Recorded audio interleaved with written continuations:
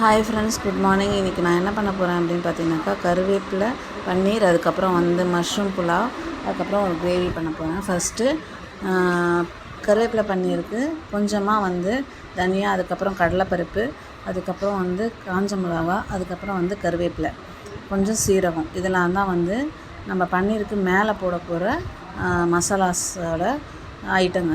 So இது எல்லாத்தையும் என்ன பண்ணணும் அப்படின்னு பார்த்தீங்கன்னாக்கா, நல்லா வறுத்துக்கணும். அது செவந்து வர வரைக்கும் நம்ம என்ன பண்ணணும்னாக்கா நல்லா வறுத்துக்கணும். நான் இப்போ ஒரு கருவேப்பிலை கொஞ்சம் போட்டுக்கிறேன். அதுக்கடுத்து காஞ்ச மிளகா காரத்துக்கு 2 போட்டுக்கலாம். அதுக்கப்புறம் என்ன பண்ணலாம் அப்படின்னாக்கா, சீரகம் போட்டுக்கணும். ஸோ இதெல்லாம் போட்டு நல்லா வறுத்துக்கணும். அடுத்து இதை வறுத்ததை எடுத்து ஓரம் வச்சுட்டு, ஏற்கனவே நான் கருவேப்பிலையை அரைச்சிருக்கேன் ஒரு ஸ்டைலில். அதில் என்ன பண்ணணும் அப்படின்னு பார்த்தீங்கன்னாக்கா, மேரினேட் பண்ணி வச்சுக்கணும். என்னென்ன பண்ணி மேரினேட் பண்ணணும் அப்படின்னு பார்த்தீங்கன்னாக்கா, கருவேப்பிலை, ஃப்ரெஷ்ஷாக இருக்க கருவேப்பிலை, அதுக்கப்புறம் வெங்காயம், அதுக்கப்புறம் பூண்டு, அதுக்கப்புறம் பச்சை மிளகா, அதுக்கு இஞ்சி, இது எல்லாத்தையும் மிக்ஸி ஜாரில் போட்டு நல்லா அரைச்சிக்கணும். அந்த பேஸ்ட்டை தான் நம்ம என்ன பண்ண போகிறோம்னா, க்யூபாக கட் பண்ணி வச்சுருக்க பன்னீருக்கு கோட் பண்ண போகிறோம். ஸோ அப்படி கோட் பண்ணி வச்சுட்டு, அதுக்கு மேலே போடுற ட்ரை பவுடரை தான் இப்போ நான் அரைக்கிறதுக்காக வறுத்துக்கிட்டு இருக்கேன். ஸோ என்னென்ன இதில் போட்டிருக்கோம் அப்படின்னு பார்த்தீங்கன்னாக்கா, ஏற்கனவே சொல்லிட்டேன். இது தனியா, கடலைப்பருப்பு, சீரகம், அதுக்கப்புறம் கருவேப்பிலை, அதுக்கப்புறம் காஞ்ச மிளகாய், இது 4த்தையும் போட்டு நல்லா என்ன பண்ணணும் அப்படின்னா வறுத்துக்கணும். ஸோ இது செவந்து வர வரைக்கும் நம்ம வறுத்துக்கிட்டே இருக்கணும். அது இப்போ ஓரளவுக்கு ரோஸ்ட் ஆகிருக்கு. இதுக்கப்புறம் என்ன பண்ணோம்னாக்கா, இதை ஆற விட்டு பொடி பண்ணி எடுத்து வச்சுக்கணும். கடைசியாக நம்ம தவாவில் போட்டு, தோசைக்கல்லையோ இல்லை தவாவில் கொஞ்சமாக எண்ணெய் விட்டு பன்னீரை ஃப்ரை பண்ணும்போது அது மேலே அப்படியே தூவி விடணும் இந்த ட்ரை பவுடரை. சூப்பராக இருக்கும் டேஸ்ட்டு. வெறுமே சாப்பிடவும் நல்லாயிருக்கும், சாதத்தோடு தொட்டு சாப்பிடவும் நல்லாயிருக்கும். ஸோ இப்போ நான் மேரினேட் பண்ண பன்னீரை ரெடியாக வச்சுருக்கேன். ஒரு 15 to 20 மினிட்ஸ் முன்னாடியே நான் இதை மேரினேட் பண்ணிட்டேன். ஸோ இதுக்கு இப்போ தவாவில் போட்டு ஃப்ரை பண்ணி எடுக்கும்போது மசாலாவும் போட்டு ஃப்ரை பண்ணி எடுத்தோன்னா சூப்பராக இருக்கும், அட்டகாசமாக இருக்கும் டேஸ்ட்டு.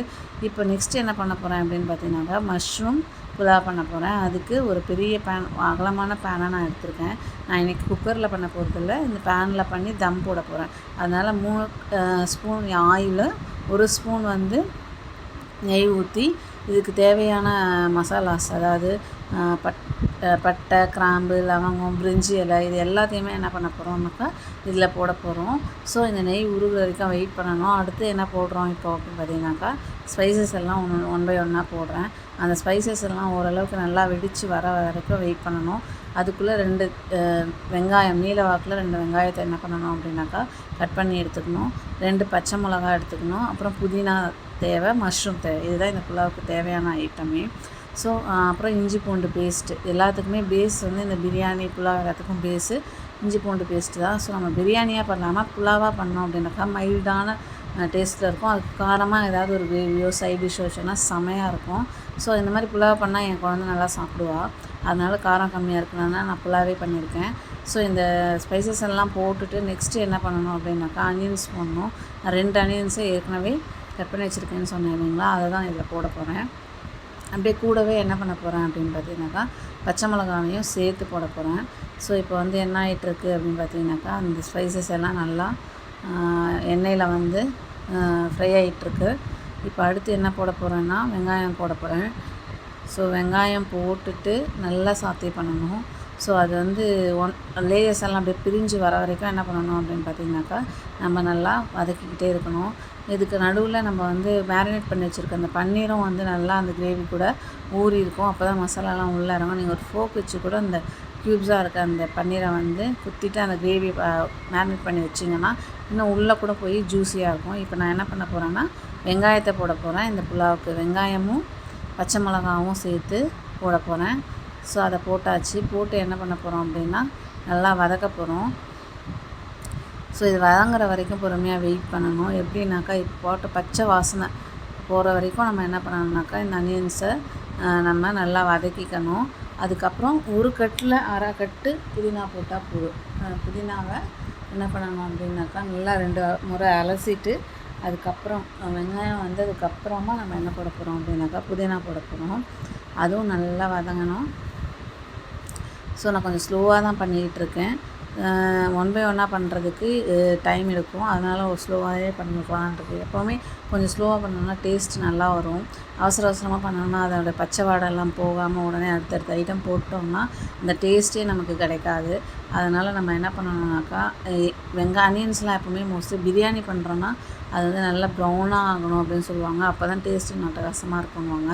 இங்கே வந்து நம்ம ஒரு மாதிரி கிளாஸி லுக் வர வரைக்கும் நம்ம என்ன பண்ணலாம் அப்படின்னாக்கா, ஆனியனை நல்லா வதக்கிக்கலாம். அதுக்கு அடுத்து என்ன போட போகிறேன் அப்படின்னா, கண்டிப்பாக புதினா தான் போட போகிறேன். புதினாவை போட்டுட்டு நல்லா வதக்கிக்கணும். அது கூட அப்புறம் இஞ்சி பூண்டு பேஸ்ட்டு போடணும். ஸோ இந்த 2 ஐட்டமும் போட்டு நல்லா வதக்குனதுக்கப்புறம் தான் என்ன போட போகிறோம் அப்படின்னாக்கா, மஷ்ரூம் போடணும். ஸோ நான் இந்த ஆனியனை வதக்கிறதுக்கு எனக்கு 5 to 6 minutes ஆச்சு. ஏன்னா அதை வந்து நல்லா வெந்து வர்றதுக்கு தனித்தனியாக பிரிஞ்சு வரும் அப்போ தான். ஸோ இதுக்கு நான் என்ன அரிசி எடுத்திருக்கேன் அப்படின்னு பார்த்தீங்கன்னாக்கா, சீரக சம்பா அரிசி எடுத்திருக்கேன் பாஸ்மதி ரைஸ்க்கு பதில். ஸோ அதை ஒரு 1/2 hour முன்னாடியே நான் என்ன பண்ணிட்டேன்னா ஊற வச்சுட்டேன். 1/2 hour கழித்து அதை நல்லா கழுவிட்டு தண்ணியை வடித்து எடுத்து வச்சுருக்கேன். இப்போது இந்த ஆனியன் நல்லா இன்னும் வதங்கிக்கிட்டே இருக்குது. அங்கே அரிசியும் ரெடியாக இருக்குது. ஸோ நம்ம சுடு தண்ணி கூட வச்சு நம்ம இந்த பிரியாணியிலையோ புலாவ்லையோ ஊற்றலாம். நான் வந்து நார்மல் வாட்டராக சில் வாட்டர் தான் ஊற்ற போகிறேன். இப்போது வந்து நான் புதினா அலசி வச்சுருக்கேன் இல்லையா, அந்த புதினாவை எடுத்துகிட்டு வந்து போட போகிறேன். ஸோ அந்த புதினாவை போட்டுட்டு அது கொஞ்சம் ஓரளவுக்கு நல்லா வதங்கணும். அது வதங்கினதுக்கப்புறம் தான் நான் நெக்ஸ்ட்டு இஞ்சி பூண்டு பேஸ்ட்டே போடணும். ஸோ அதுக்கு கொஞ்சம் வெயிட் பண்ணணும். இப்போ இந்த வெங்காயமாக என்ன பாருங்கள் நல்லா வதங்கிக்கிட்டு இருக்குது. அப்புறம் நான் சோயா சங்க்ஸ் கிரேவி சொன்னேன் இல்லைங்களா, அந்த கிரேவியும் சப்பாத்திக்கு, இட்லிக்கு, தோசைக்கு எல்லாத்துக்குமே நல்லாயிருக்கும். அது டேஸ்ட்டே அட்டகாசமாக இருக்கும். சோயா சங்க்ஸை என்ன பண்ணால் சுடு தண்ணியில் ஊற வச்சு எடுத்து தண்ணியை பிழிஞ்சு எடுத்துக்கிட்டு நம்ம வந்து என்ன பண்ணணும்னாக்கா கிரேவி பண்ணுவோம். சோம்பு போட்டு தாளித்து அதில் வந்து வெங்காயம், தக்காளி, பச்சை மிளகா போட்டு இஞ்சி பூண்டு பேஸ்ட் போட்டு வதக்கிட்டு அதுக்கப்புறம் காஷ்மீரி சில்லி பவுடரு, தனியா பவுடரு, அதுக்கப்புறம் கரம் மசாலா பவுடர் போட்டு தண்ணி ஊற்றி உப்பு போட்டு நல்லா கொதிக்க விட்டு அதில் வந்து சோயா சங்க்ஸை போட்டுட்டு அது நல்லா கொதித்து வரும்பொழுது தேங்காய், சோம்பு, அதுக்கப்புறம் மிளகு இது 3த்தையும் போட்டு அரைச்சி அந்த கிரேவியில் ஊற்றிட்டோம் அப்படின்னா அந்த கிரேவி செமையாக இருக்கும். ஊற்றி ஒரு கொதி வந்தோடனே ஆஃப் பண்ணிட்டோம்னா சோயா சங்க்ஸ் கிரேவி ரெடி. இப்போ நான் புதினாவும் போட்டாச்சு, போட்டு நல்லா வதக்கிக்கிட்டு இருக்கேன். இது வதங்கினதுக்கப்புறம் என்ன பண்ணணும் அப்படின்னா, ஏற்கனவே சொன்ன மாதிரி இஞ்சி பூண்டு பேஸ்ட்டு தான் நான் போட போகிறேன். ஸோ அது வரைக்கும் கொஞ்சம் வதக்கிக்கிட்டே இருக்கணும். இது நல்லா வதங்கணும். அப்போ தான் அந்த வதங்க தான் அந்த டேஸ்ட் நல்லா வரும். இதில் நீங்கள் முந்திரி கூட போட்டுக்கலாம். இது போடும்போது ஸ்பைசஸ் போடும்போது முந்திரியும் கூட கொஞ்சம் போட்டுக்கலாம். அடுத்தது என்ன போட போகிறோம் அப்படின்னா இஞ்சி பூண்டு பேஸ்ட்டு. ஸோ இஞ்சி பூண்டு பேஸ்ட்டையும் போட்டுட்டு நல்லா வதக்கிக்கோங்க. நல்லா வதக்கிட்டு அதுக்கப்புறம் நான் வந்து மஷ்ரூமை வந்து நீளமாக கட் பண்ணி வச்சுருக்கேன். ஸோ அதையும் போடணும். மஷ்ரூம்லேயே ஆல்ரெடி என்ன இருக்குன்னா வாட்டர் கண்டென்ட் இருக்குது. அதை போட்டு வதக்கும்போது அதுலேருந்து கூட தண்ணி வெளியில் வரும் நமக்கு. ஸோ இப்போ நான் புதினாவை, இஞ்சி பூண்டு பேஸ்ட்டு எல்லாத்தையுமே வந்து ஆனியன்ஸோடு போட்டாச்சு. அடுத்து என்ன பண்ண போகிறேன் அப்படின்னு பார்த்தீங்கன்னாக்கா மஷ்ரூமை தான் போட போகிறேன். ஸோ மஷ்ரூமுக்கு பதில் நீங்கள் வெஜிடபிள்ஸ் கூட யூஸ் பண்ணலாம். கேரட்டு, பீன்ஸு, அப்புறம் பச்சை பட்டாணி அதெல்லாம் போட்டு கூட நீங்கள் இந்த புலாவ் பண்ணலாம். இன்றைக்கி நான் செலக்ட் பண்ணியிருக்கிறது வந்து மஷ்ரூம்.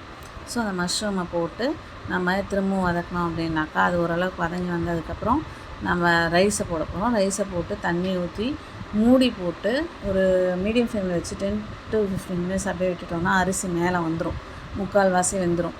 அதுக்கப்புறமா நீங்கள் வந்து தோசைக்கல்லில் ப்ரீஹீட் பண்ணி வச்சுட்டு தோசைக்கல் மேலே நம்ம வந்து இந்த தவா வச்சிட்டோம்னா ஒரு 5 minutes அது நல்லா அந்த ஹீட்லேயே வந்து தம்லேயே வந்து என்ன வெந்துடும். சூப்பராக இருக்கும் டேஸ்ட்டு. ஸோ இப்போ நான் வந்து மஷ்ரூமையும் போட்டுட்டேன். மஷ்ரூமும் போட்டு நல்லா வதக்கிக்கோங்க. இதுவே நீங்கள் மஷ்ரூம் பிரியாணி பண்ணுறீங்கன்னா இந்த டைமில் என்ன பண்ணலாம் அப்படின்னாக்கா chilli powder, garam masala powder அதெல்லாம் போட்டு நீங்கள் பிரியாணியாக பண்ணிக்கலாம். ஸோ இந்த பிரியாணி பண்ணும்போது என்ன கொஞ்சம் தயிரும் விடுவோம் இல்லையா, ஆனால் புலாவுக்கு அது தேவையில்லை. ஸோ நம்ம ப்ளைனாக தான் பண்ண போகிறோம். ஸோ இதில் மொத்தமே அனியன், அதுக்கப்புறம் வந்து புதினா, அதுக்கப்புறம் இஞ்சி பூண்டு பேஸ்ட், அதுக்கப்புறம் காஞ்ச மிளகா, பச்சை மிளகா, அதுக்கப்புறம் வந்து மஷ்ரூம், இவ்வளோ தான். அடுத்து அரிசியை வடிகட்டி எடுத்து வச்சுருக்கேன். அந்த அரிசியை போட்டிருக்கேன். போட்டுட்டு சீரக சம்பா ரைஸ்க்கு 2 கப்பு தண்ணி ஊற்றணும், 1 கப் அரிசிக்கு. ஆனால் இது பாஸ்மதி ரைஸாக இருந்தால் 1.5 கப் போட்டாலே போதும் 1 கப்புக்கு ரைஸ்க்கு. நான் இங்கே சீரக சம்பா எடுத்துருக்கிறதால 2 கப் அரிசி எடுத்துருக்கேன். அப்போ 4 கப் தண்ணி ஊற்றணும். ஸோ 4 கப் தண்ணி ஊற்றி இதை வந்து நல்லா வேக விடணும். முதல்ல இந்த ரைஸை எல்லாத்தோட மிக்ஸ் பண்ணி விடுறேன், எல்லாத்தோட சேர்ந்து மிக்ஸ் ஆகணுன்றதுக்கு. அதுக்கடுத்து என்ன பண்ணுறேன்னா, நான் போய் மெஷர் பண்ணி எடுத்துகிட்டு வரேன் 4 கப் தண்ணி. இந்த 4 கப் தண்ணியும் வந்து இதில் ஊற்றணும். ஊற்றிட்டு என்ன பண்ணணும் அப்படின்னாக்கா, நம்ம உப்பு செக் பண்ணிக்கணும். உப்பு செக் பண்ணிவிட்டு அதுக்கப்புறம் என்ன பண்ணணும்னா, நல்லா கொதிக்க விடணும். மூடி போட்டு நல்லா கொதிக்க விடணும் மீடியம் ஃப்ளேமில் வச்சு. அது நல்லா கொதித்து வரும்போது தண்ணியெல்லாம் வற்றி மேலே அரிசி வரும். அதுக்கப்புறம் தான் தம் போடணும். ஸோ இப்போ நான் வந்து 4 கப் தண்ணி எடுத்துகிட்டு வரேன், அளந்து எடுத்துகிட்டு வந்துட்டுருக்கேன். ஸோ அந்த 4 கப் தண்ணியையும் இதிலையே ஊற்றிட்டு ரைஸை நல்லா மிக்ஸ் பண்ணி விட்டுட்டு உப்பு இருக்கான்னு செக் பண்ணிவிட்டு அதுக்கப்புறம் தேவையான அளவு உப்பை வந்து நம்ம போட போகிறோம். எவ்வளோ உப்பு தேவையோ அந்த அளவுக்கு தேவையான அளவு உப்பு வந்து போட போகிறோம். ஸோ உப்பு போட்டாச்சு. அடுத்து என்ன பண்ண போகிறோம் அப்படின்னாக்கா, அந்த உப்பை நல்லா மிக்ஸ் பண்ணி விட்டு எல்லா ரைஸ்லேயும் நல்லா மிக்ஸ் ஆகிற வரைக்கும் மிக்ஸ் பண்ணி விட்டுட்டு மூடி போட்டு வேக விட போகிறோம். அது வேகிற வரைக்கும் நம்ம மற்ற ஐட்டங்களை பண்ணலாம். அதாவது கருவேப்பிலை பன்னீர், அதுக்கப்புறம் வந்து மீல் மேக்கர் கிரேவி அதை பண்ணலாம். ஸோ இப்போ நான் திரும்பி உப்பு பத்தலைன்னு கொஞ்சம் உப்பு போட்டு மிக்ஸ் பண்ணிக்கிறேன். நெக்ஸ்ட் என்ன பண்ணலாம் அப்படின்னு பார்த்தீங்கன்னாக்கா, நம்ம கருவேப்பிலை பன்னீர் வந்து பண்ணலாம். இப்போ நான் இதில் நல்லா உப்பு போட்டு மிக்ஸ் பண்ணிவிட்டு அதோட மூடி போட்டு மூடி விட போகிறேன்.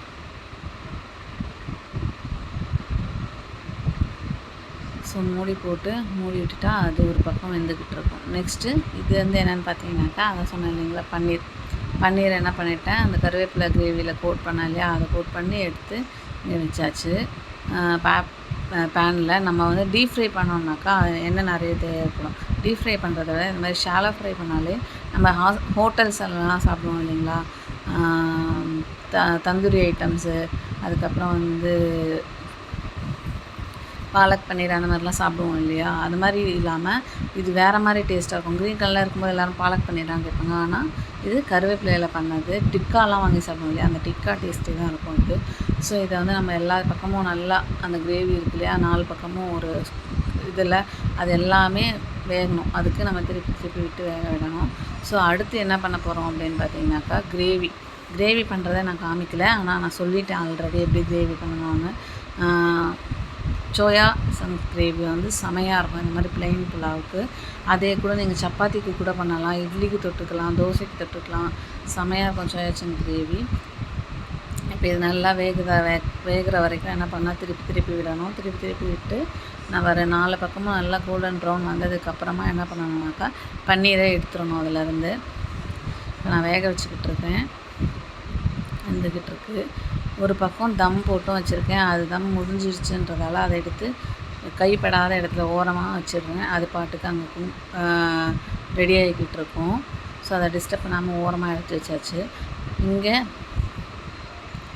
பன்னீர், அதாவது கருவேப்பிலை பன்னீரும் ரெடி ஆகிடுச்சு ஆல்ரெடி. ஸோ நம்மளோட கருவேப்பிலை பன்னீர் தயார். இதுக்கு கடைசியாக இது மேலே வந்து நம்ம அந்த பொடியை தூவி விட்டு அதை கோட் பண்ணி விட்டோம்னா இன்னும் செம்ம டேஸ்ட்டில் இருக்கும். இதில் நான் இப்போ போடாததுக்கு ரீசன் என்ன, குழந்தை அந்த காரம் சாப்பிட மாட்டான்றதால அவளுக்கு ஃபஸ்ட்டு பண்ணதாக பண்ணியிருக்கேன். லாஸ்ட்டாக நீங்கள் அந்த பொடியை தூவி விட்டுட்டு நல்லா ஃப்ரை பண்ணிங்கன்னா இன்னும் டேஸ்ட் அட்டகாசமாக இருக்கும், செமையாக இருக்கும் டேஸ்ட்டு. ஸோ அவ்வளோதான், நம்மளுடைய கருவேப்பிலை பன்னீர் ரெடி ஆகிடுச்சு. ஸோ நான் என் பொண்ணோட லஞ்ச் பாக்ஸில் அதை வச்சாச்சு. அடுத்து என்ன பார்க்க போகிறோம் அப்படின்னாக்கா, சோயா சங்க்ஸ் கிரேவி நம்ம ஆல்ரெடி சொல்லிட்டோம் இல்லையா, அதனால் சோயா சங்க்ஸ் கிரேவியை வந்து நான் வீடியோ எடுக்கலை, டைம் இல்லாததால் என்னால் எடுக்க முடியல. இது வந்து இந்த பேனை அப்படியே வச்சுட்டு இப்போ நான் அந்த பன்னீரெல்லாம் ரெடி பண்ண இல்லையா, அதை எடுத்து வச்சுக்கிறேன். ஸோ நெக்ஸ்ட் பேட்ச் பண்ணும்போது பன்னீர் போடும்போதே கூட அந்த ட்ரை பவுடர் இருக்கு இல்லையா, அதையும் போட்டு நீங்கள் ஃப்ரை பண்ணிக்கோங்க. இப்போ வந்து நம்ம வீட்டில் மொத்தம் என்னென்ன பண்ணியிருக்கோம் அப்படின்னு பார்த்தீங்கன்னாக்கா இன்றைக்கி டிஃபன் அண்ட் லஞ்சுக்கு டிஃபன் வந்து இட்லி சாம்பார் பண்ணியிருக்கேன். அப்புறம் லஞ்சுக்கு என்ன பண்ணியிருக்கேன் அப்படின்னு பார்த்தீங்கன்னாக்கா மஷ்ரூம் புலாவ், அதுக்கப்புறம் பன்னீர், கருவேப்பிலை பன்னீர், அதுக்கப்புறம் வந்து இது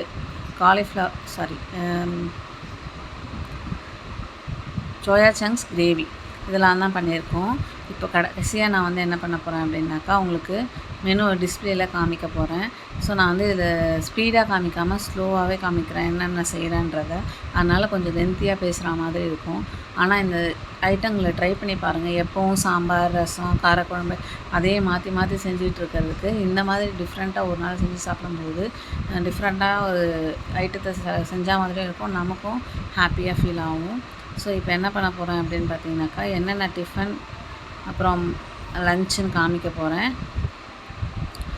அது வந்து என்னென்ன பண்ணியிருக்கேன்றதை ஆல்ரெடி நான் சொல்லிட்டேன். இதில் வந்து இன்னொரு செகண்ட் பேட்ச் நான் போட்டு அது ஹஸ்பண்டுக்கு அனுப்புவேன். மீதி இருக்கிறத வந்து நான் அப்படியே ஃப்ரிட்ஜில் வச்சுட்டு நம்ம எப்போ சாப்பிட்றோமோ அப்போ புதுசாக என்ன பண்ணலாம் அப்படின்னாக்கா ஃப்ரை பண்ணி எடுத்தோம்னா சூப்பராக இருக்கும் சாப்பிட்றப்ப. முன்னாடியே பண்ணி வச்சிட்டோம் அப்படின்னாக்கா கொஞ்சம் ஆறிடும். பட் லஞ்ச் பாக்ஸுக்கு உடனே கொடுத்து அனுப்ப முடியுன்றதுக்காக நம்ம கொடுத்து அனுப்ப ஆறி தான் இருக்கும் அவங்களுக்கும்.